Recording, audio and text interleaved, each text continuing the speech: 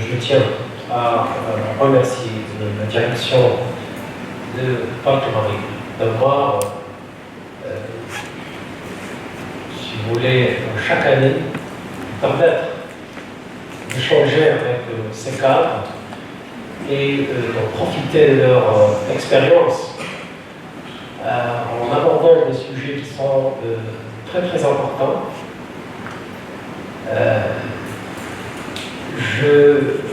J'exprime ma grande gratitude à la direction gendarmerie, bien évidemment, depuis le central jusqu'à la succursale de Zedra.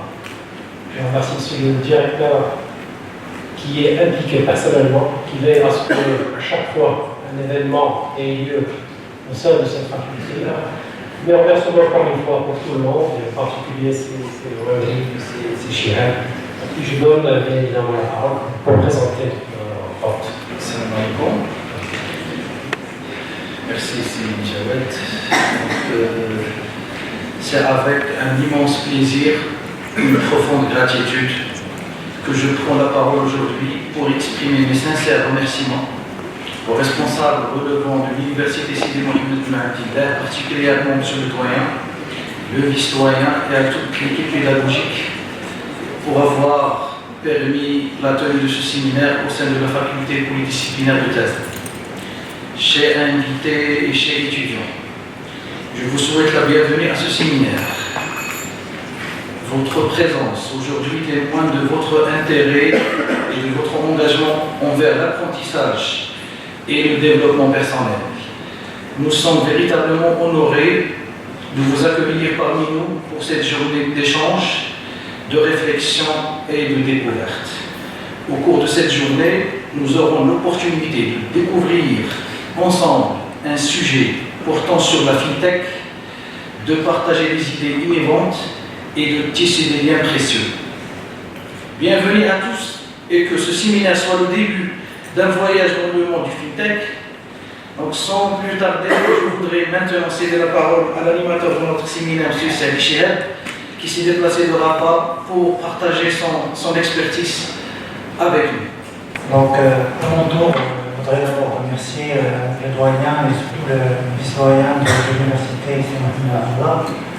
Et je voudrais également remercier les collègues de Banque Marie pour nous avoir permis justement d'organiser cette conférence. Je dois vous dire que c'est la première fois que je viens à Casa. C'est un plaisir pour moi d'être parmi vous aujourd'hui. J'espère qu'on va tous un petit peu bénéficier de cette conférence. Donc voilà la présentation d'aujourd'hui. En fait, je vais commencer par une brève introduction. Ensuite, on va passer à la définition de ce que c'est que le FinTech. Ensuite, parler des approches des régulateurs et des autorités de la FinTech. Et terminer par un bref aperçu sur quelques actions que l'on pourrait entreprendre concernant le domaine de la FinTech. La première création d'un bloc de la blockchain Bitcoin, c'est en soi était une révolution technologique qui a ouvert la voie d'ailleurs à la création de plein de cryptoactifs et de stablecoins par la suite. Donc, pour le volet de la FinTech, il faut savoir qu'on est toujours en train de faire justement cette balance entre les risques qui sont liés à ces nouvelles technologies, nouveaux modèles d'affaires, etc., et les bénéfices qu'on peut en tirer. Donc, les bénéfices généralement, donc si on parle de manière globale pour les consommateurs, donc il y a l'impact sur l'inclusion financière, on a vu tout à l'heure, par exemple, du Kenya, qui est quand même extrêmement important. En tout cas, on est en train de préparer, on va dire, un plan d'action important pour essayer de booster l'écosystème FinTech marocain pour qu'il puisse être au niveau, en tout cas, des attentes et du potentiel de notre pays. Voilà. Je vous remercie et puis si vous avez des questions, merci Sichihel de cette richesse en informations, en données, en lisant le sujet de FinTech. Merci beaucoup. Je pense qu'on va ouvrir le débat pour toute question et entrer le sujet de FinTech. Sommes-nous en train d'assister à une éventuelle disparition des agences bancaires avec ce développement du FinTech et l'absence de contact direct pour effectuer les services financiers. Première question, c'est le Maroc, comme vous avez dit, a tous les atouts pour avoir un système et un écosystème assez développé. Quelle est la lecture qu'a Banque Maghreb pour les années à venir? La deuxième question, c'est selon votre établissement, votre Maghreb, la circulation de cash au Maroc à la fin du mois mars 2024 s'élève à 400 milliards de dirhams. Chose qui met un peu de question l'aspect de la financiarisation de l'économie inclus. Alors, comment le Banque Maghreb compte mettre en œuvre comme stratégie pour face à cet élément perturbateur? Merci. Comment Banque Maghreb prévoit la protection des données à caractère personnel qui peuvent être utilisées par des acteurs du FinTech pour le propre intérêt ou pour des autres intérêts qui sont non consentis? Et merci. Je voudrais rebondir, s'il vous plaît, sur la question de le dernier point que vous avez évoqué sur la culture de la FinTech au Maroc. Est-ce qu'il s'agit seulement d'un enjeu c'est-à-dire de lever les fonds nécessaires pour réussir ceci, ou bien il s'agit d'une culture qui n'est pas encore ancrée chez le Maroc? Depuis l'Antiquité, du franc, on a passé à la monnaie matière, devise, métal, or, argent, cuivre. On a passé à la monnaie être humain. Parfois, on a des êtres humains comme monnaie.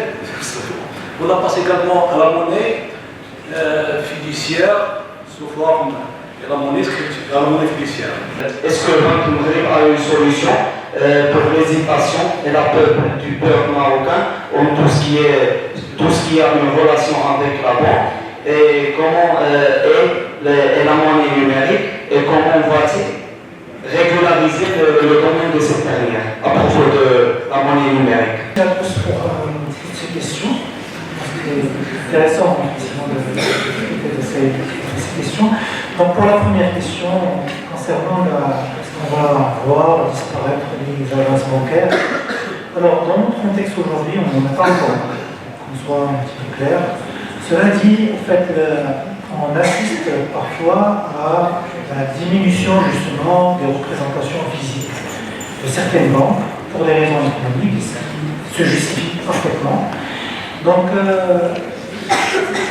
je pense qu'en soi, ce n'est pas un problème. C'est-à-dire si on arrive à avoir des services bancaires qui permettent d'identifier la clientèle de manière correcte, qui permettent d'onboarder les gens et de réduire en tout cas les coûts des transactions. En soi, ce n'est pas forcément un problème.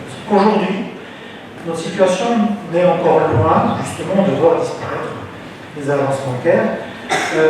Au niveau des scénarios que je vous ai montrés, au niveau des implications qui ont été identifiées par la BRI, donc aujourd'hui on a aussi nos banques classiques qui font quand même des efforts pour essayer d'intégrer les technologies au niveau de leurs services. Donc on va voir qu'il y a plein de banques qui vont proposer des applications plus ou moins étoffées, qui répondent plus ou moins aux attentes des utilisateurs ou des usagers des services bancaires. Si Chihab, votre réaction séancemente aux questions de nos étudiants. Merci de l'assistance. Espérons que cette rencontre va nous donner ensemble un début pour le développement de nos compétences en termes de ce sujet. Bien sûr, souhaiter la continuité de ce genre d'action, de ce genre de séminaire pour le bien-être de la ville de Taza et notre région. Et on vous souhaite bon courage. Merci.